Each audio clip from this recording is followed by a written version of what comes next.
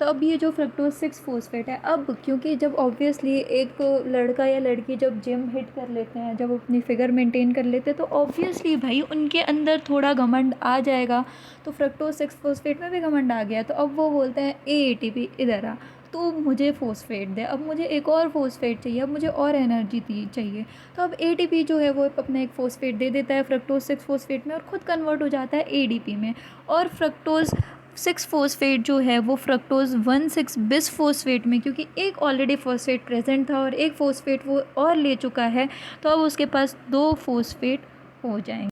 Fructose 1,6-बिस phosphate है, वो क्या बोलेगा कि भाई चल मेरे पास 6 कार्बन है तो मेरे को इतना वो मिल रहा है, तो मैं एक काम करता हूँ अपने आप को 2 में तोड़ देता हूँ ताकि मेरे को और रिस्पेक्ट मिल जाए। लेकिन यही उसके लिए बहुत आगे चल के उसको ये धोखा मिल रहा है, उसको ये अभी समझ आएगा, रुक जाओ समझ आएगा कि कैसे वो धोखे में पड़ गया इस वाले में।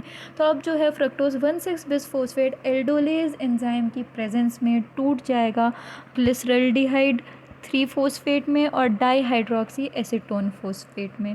ठीक है, तो अब ये दोनों जो क्या कहते हैं मॉलिक्यूल्स होंगे, वो दोनों के पास 3-3 कार्बन होंगे। ठीक है, तो अब ये 3-3 कार्बन में टूट गया, तो है तो दोनों भाई आइसोमर्स ही हैं एक दूसरे के, दोनों एक जैसे ही हैं, इसलिए अब हम 2 ही मॉलिक्यूल्स इनको कंसिडर करेंगे कि ये दोनों 2 मॉलिक्यूल्स हैं। तो अब हमारे पास 2 मॉलिक्यूल है ग्लिसरल्डिहाइड 3 फॉस्फेट के।